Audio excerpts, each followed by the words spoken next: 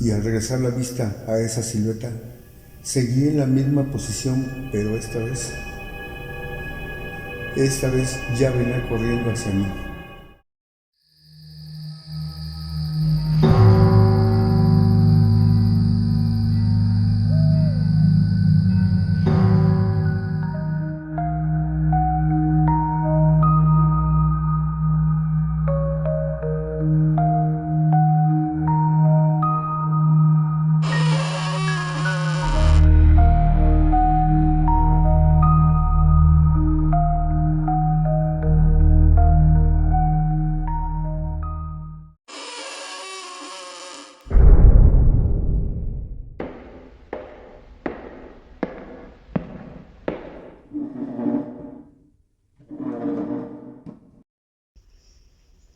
Bienvenidos al Ministerio del Terror, un lugar donde lo oculto se revela, donde los susurros del más allá cobran voz y el miedo se convierte en nuestro lenguaje.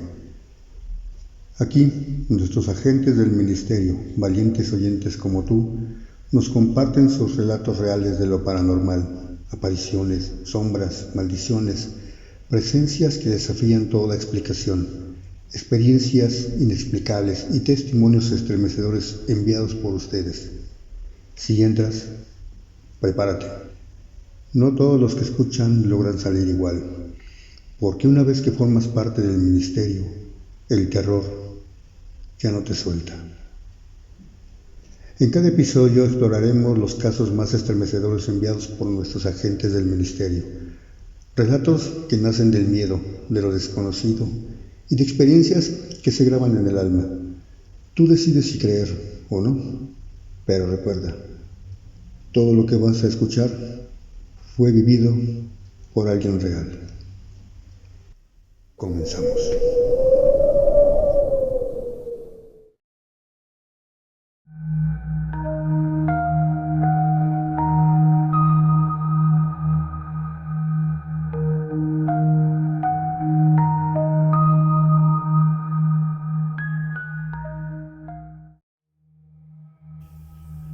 Hola miembros del Ministerio del Terror, mi nombre es Felipe, soy originario de un pueblo al norte de México y les comparto una historia que jamás olvidaré. Nunca creí en los cuentos de terror que me contaban cuando era niño. Para mí, esas historias sobre espectros y almas en pena eran solo eso, historias.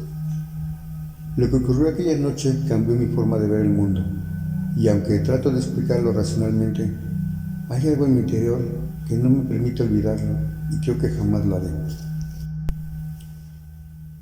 Era una noche fría de otoño en el pueblo de mi familia, un lugar donde todos se conocen y las tradiciones se mantienen vivas aunque a veces parezcan de otro tiempo. Se llevaba a cabo la fiesta del pueblo. Después de la misa se amenizó la tarde con música de banda, puestecitos tradicionales de comida, donde nunca faltaban los pambazos, quesadillas y gorditas. La pirotecnia iluminó la plaza central con un pequeño castillo junto con la aparición de unos toritos también de pirotecnia que hacían correr a la gente. Todo era alegría y diversión excepto por algo. La chica que me gustaba, Mercedes, quien después de unos años se convirtió en mi esposa, no había asistido por una fuerte gripa que la mantuvo en cama por un par de días, y aunque la fiebre había desaparecido, debía seguir guardando reposo, y se perdió la tan esperada fiesta del pueblo. Incluso con gente de otras comunidades llegaban también al festejo, así que decidí comprarle un pambazo, un buñuelo con jarabe de guayaba y un tradicional pan de feria, de esos que llegan en un remolque y ahí mismo los hornean. Y ya que Mercedes no pudo asistir, yo se los llevaría a su casa esa misma noche. Decidido esto, me despedí de mis amigos y le dije a mi hermano que llegaría más tarde porque iría a llevar las cosas que compré y me retiré. Ya pasaban las 11 de la noche y como todo pueblo madrugador, la mayoría de la gente ya se había retirado del lugar.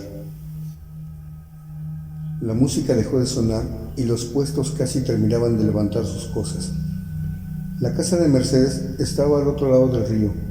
Era casi de las últimas construcciones que se van levantando prácticamente en la subida del cerro.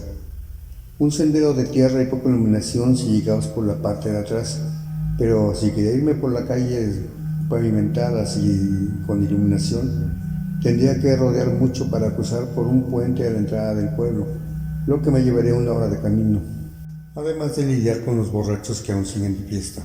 Entonces tomé la decisión de cruzar por un antiguo puentecito, más atrás de las últimas casitas del pueblo, y que pocos transitaban por él, y mucho menos a esa hora. No solo porque los árboles alrededor lo escondían un poco y se miraba sombrío, también porque se contaban leyendas de ese lugar, donde se dice que mucha gente ahí murió ahogada, y otros tantos más a causa de las balas debido a los asaltos que hubo en otros tiempos, donde el transporte eran las antiguas carretas tiradas por caballos y eran sorprendidos al intentar cruzar. Y desde ese entonces ya la gente prefería rodear hasta la entrada del pueblo que pasar por ahí, dejando el puente en el abandono. El tomar ese viejo puente me ahorraría unos 40 minutos de camino, así que valía la pena. Yo tenía 19 años, la juventud de quien se siente invencible, y emprendí el camino donde me he llevado la experiencia más traumatizante de mi vida, y que muy pocos han llegado a caerme. Ese puente siempre me había parecido inquietante. Era antiguo, de piedra, con los muros desgastados por el paso de los años, cubierto en algunas partes por musgo y humedad. No era un puente que se usara mucho, solo para los que sabían de la vieja ruta y de los que nos gustaba caminar por el campo. Salí por un sendero ya sin iluminación más que el poco resplandor que daba la luna. Al alejarme más y acostumbrarme a la oscuridad, pude ver algo que se contrastaba con la oscuridad. Venía del cerro. Algo blanco venía descendiendo de manera rápida. Al momento pensé, tal vez solo lo imaginaba por la poca luz que había en el lugar, y mi mente me jugó una broma. Así que continué mi camino, creyendo que solo había sido mi imaginación. Pero aquello que fuera y lo que vi, también iba en dirección del puente que yo estaba por cruzar. Así que muy probablemente me lo encontraría. Cuando llegué a los árboles previos a donde estaba el acceso al puente, algo me inquietó. Noté que los perros ladraban a lo lejos como cuando alguien extraño se aproxima a su hogar y lo defiende. Percibí un suave murmullo. Un escalofrío se apoderó de mí que no comprendía. Era como si la temperatura hubiera descendido de golpe, pero cuando llegué a la orilla del puente lo comprendí todo. Al principio no lo noté, pero a medida que me fui acercando, su figura se fue aclarando. Allí estaba, parada, una silueta del otro lado del puente, aproximadamente 20 metros. Entre la oscuridad podía distinguirla. Una mujer. Tenía un vestido blanco que le llegaba abajo de las rodillas. Parecía también como si fuera una bata que usan en las clínicas. Estaba descalza. La piel se veía muy pálida y estaba en extremo delgada. Estaba dándome la espalda. Le veía ese cabello largo apenas arriba de la cintura, todo enmarañado. Parecía que juntaba sus manos por el frente, como si las frotara así como las moscas, pero el ruido que hacía era por demás inquietante. Muy suave se escuchaba que se quejaba. Gemía como de dolor y a la vez se reía como cuando intentan contener, y se notaba en la forma del movimiento de sus hombros porque hacía movimientos muy marcados. En cuanto la vi, sentí como si una flecha helada me atravesara todo el cuerpo. Quedé inmóvil por unos instantes sin poder reaccionar. Sentí un temblor en mis rodillas que nunca había experimentado. En ese momento escuché ruido a mi alrededor, como si alguien corriera justo a un lado mío. Por mi inercia volteé de manera súbita a mi costado izquierdo y nada, hacia el otro lado y nada. Miré rápidamente a mi alrededor buscando la causa de ese ruido, sin encontrar absolutamente nada. Y ahí vino esa maldita risa de nuevo. Al mirar al frente, esa mujer, o lo que sea que haya sido, me estaba mirando, pero no giró su cuerpo para hacerlo. Se estaba encorvando hacia atrás en una postura imposible.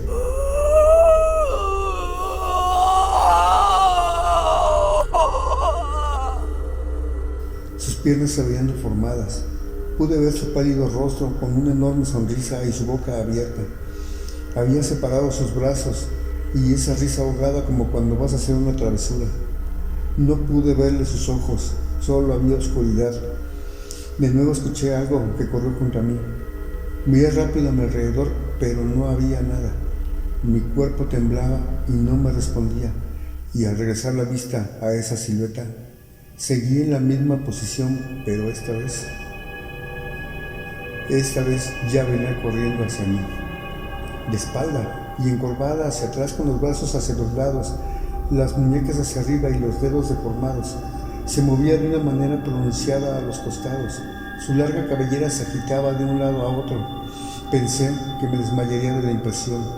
Mis piernas no respondían, pero algo hizo despegarme del suelo. Di la vuelta y salí corriendo.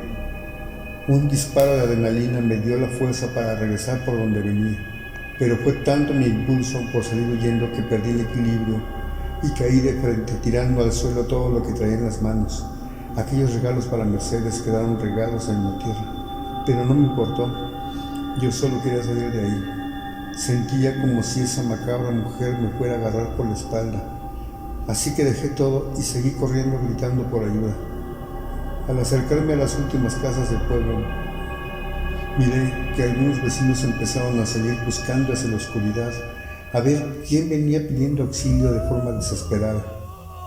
Yo seguí escuchando esa risa ahogada muy cerca, pero nunca volteé. No me atreví a hacerlo, y en eso vi a don Santiago salir de su casa. Un compadre de mi papá, hombre recio, de carácter duro, de unos 70 años que vivía ya solo con su esposa. Salió de su casa con el machete en mano junto con su perro que ladraba en mi dirección, y yo corrí hacia él. «Ayúdeme, don Santiago», le grité. Cuando por fin llegué y me reconoció, me sostuvo para que no cayera. «¿Qué te pasa, muchacho?», me preguntó alterado. «Me persigue un demonio», le contesté con la poca voz que me salió. «Tencha», gritó a su esposa, «cuídalo en lo que veo de qué se trata». Y rápido me metió a su casa. Su perro se quedó en el límite de la calle ladrando hacia la oscuridad. Escuché el alboroto de otros vecinos preguntando qué es lo que estaba pasando. Doña Hortensia, poco más joven que don Santiago, de estatura pequeña y cabello muy blanco, envuelta en su chal, me hizo pasar y me sentó en una silla y me preguntaba qué tenía. ¿Qué había ocurrido que estaba tan pálido y descompuesto? «¿Qué te pasó, hijo? Parecía que viste al diablo», me decía. Yo le platiqué todo, sintiendo que se me salía el corazón en cada frase. Ella me escuchaba al tiempo que solo repetía, «Ay, Dios mío», y hacía la señal de la cruz. Se oyeron unos disparos que otro vecino lanzó al aire para ahuyentar lo que anduvo por ahí. Doña Hortensia rezó un par de oraciones y me preparó un té, en lo que esperamos de regreso a don Santiago, quien llegó poco después con mi papá, que había salido a buscarme preocupado. Mi hermano le dijo que iría a la casa de Mercedes a esa hora y él tuvo un presentimiento de que algo no andaba bien y salió a buscarme, pero en dirección de las calles iluminadas. Nunca se imaginó que había tomado el rumbo del viejo puente, pues eso era una locura. Al oír los disparos, rápidamente regresó y fue a investigar qué pasaba, y se encontró a su compadre y 2 personas más buscando en los alrededores. Nadie vio ya nada, y a pesar que dieron un recorrido por la cuadra, todo parecía normal. Únicamente el ladrido de algunos perros que se iban perdiendo rumbo al interior del pueblo. Los vecinos volvieron a su casa. Ya casi era la 1 de la madrugada. Comenzó a arreciar más el frío y a descender algo de neblina, así que agradecimos a don Santiago y a su esposa por haberme ayudado y emprendimos el regreso a casa acompañados de aquel perrito llamado Cirilo, del compadre de mi papá. No era de raza fina, pero sí muy protector, de mediano tamaño. Don Santiago pidió que nos lo lleváramos esa noche y cuidara nuestro camino. Mi cuerpo temblaba de nervios al ver las calles solitarias, mal iluminadas. Casas que se separaban 20 o 30 metros una de otra, con grandes terrenos de parcela que los separaban con varas de piedra y algunas con cerca de madera, hasta que por fin llegamos a casa. Mi mamá y mi hermano nos esperaban en la puerta, preocupados, temblando de frío. ¿Están bien?, ¿Escucharon el lamento?, nos preguntó. ¿Cuál lamento? No escuchamos nada, respondió mi papá. Fue más como gruñido que lamento, dijo mi hermano, como un grito gutural que se perdió por las calles. Afortunadamente, nosotros no lo escuchamos. Cirilo se quedó conmigo en mi cuarto y de vez en vez se incorporaba y daba un leve ladrido mirando fijamente a la ventana, y luego regresaba y volvía a acostarse. Amaneció y, como todo pueblo, la noticia al día siguiente no tardó en saberse por todos sus rincones. En los siguientes días se enteraron hasta en las comunidades aledañas, y el fin de semana siguiente me enteré de algo. Al parecer, no fui el único que la vio. No de la misma manera, pero esto es una prueba que no lo imaginé, como muchos aseguran. Efraín, de 24 años, vivía en la comunidad siguiente y había asistido a la fiesta de nuestro pueblo, invitado por amigos de mi hermano que vivían cerca de la iglesia. Terminó el baile y la gente se retiró del lugar, quedando vacío en cuestión de minutos. Ellos, que aún tenían unas cervezas por abrir, se subieron a la camioneta de Efraín y se trasladaron afuera de la casa de uno de sus amigos para ahí tomárselas. Estaban entrados en la plática y vieron que alguien pasó caminando, pero no le tomaron atención alguna. Instantes después se escucharon unas detonaciones hacia los límites del pueblo y vieron regresar a la persona, esta vez corriendo. Era mi papá, y al reconocerlo un amigo de mi hermano pensó en alcanzarlo y ver qué podían ayudar, pero Efraín no lo quiso llevar en su camioneta, diciendo que él no era del pueblo y no se quería involucrar en nada. El amigo de mi hermano bajó de la camioneta algo molesto, pero lo comprendió también y se fue solo en búsqueda de mi papá, pero no logró alcanzarlo. Dice que al tomar el camino hacia mi casa escuchó algo que lo paralizó.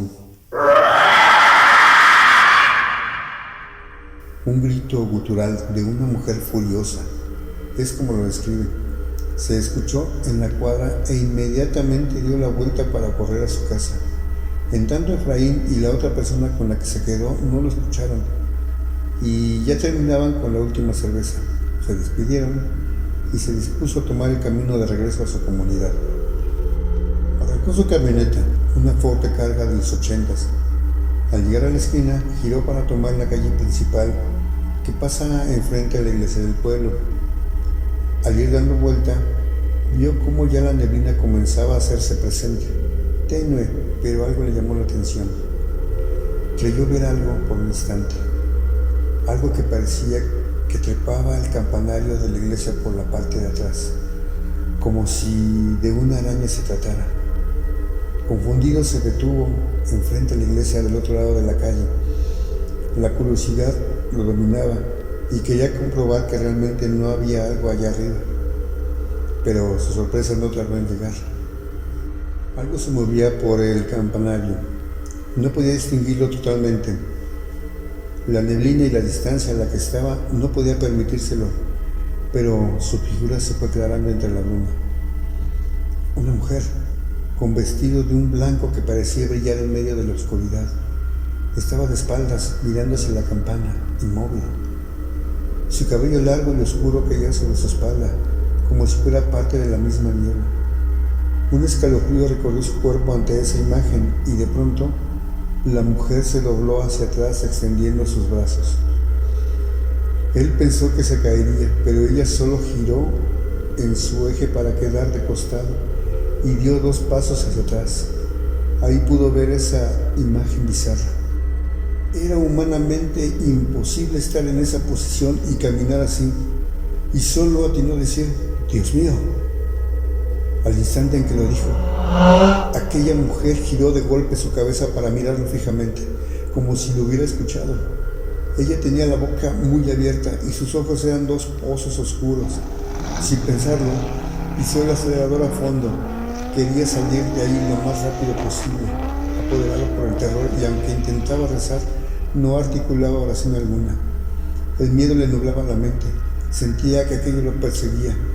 Salió del pueblo a toda velocidad, sin parar hasta llegar a su comunidad, aún temblando de miedo.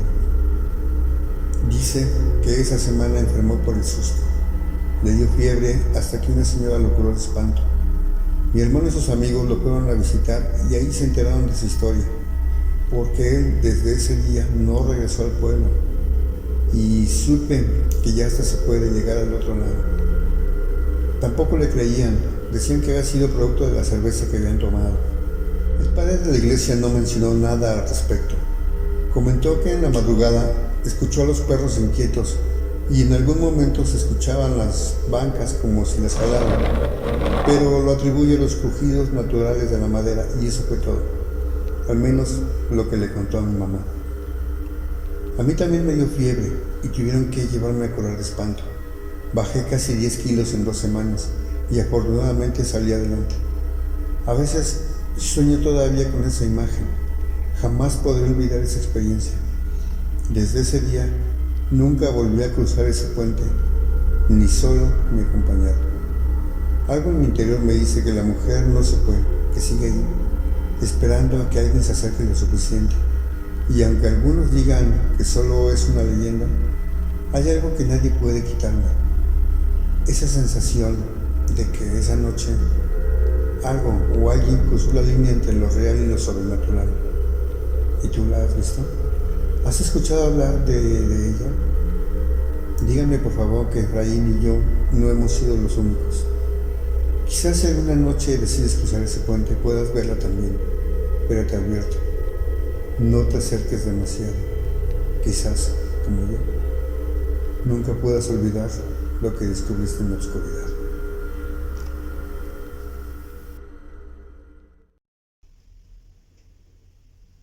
Si sobreviviste a este episodio, demuestra tu valentía y únete a la Orden del Ministerio suscribiéndote a este canal. Activa la campana para recibir las próximas invocaciones y comparte este podcast en todas tus redes para reclutar más almas para nuestra causa. Cuantos más seamos, más fuerte será el ministerio. Conviértete en agente del ministerio enviando tu historia a elministeriodelterror@gmail.com. Síguenos en todas las redes, Facebook, TikTok, Instagram, X y en Spotify. Hasta la próxima reunión secreta porque el Ministerio del Terror siempre está observando. Prepárate para adentrarte en el misterio porque esta noche lo paranormal nos visita.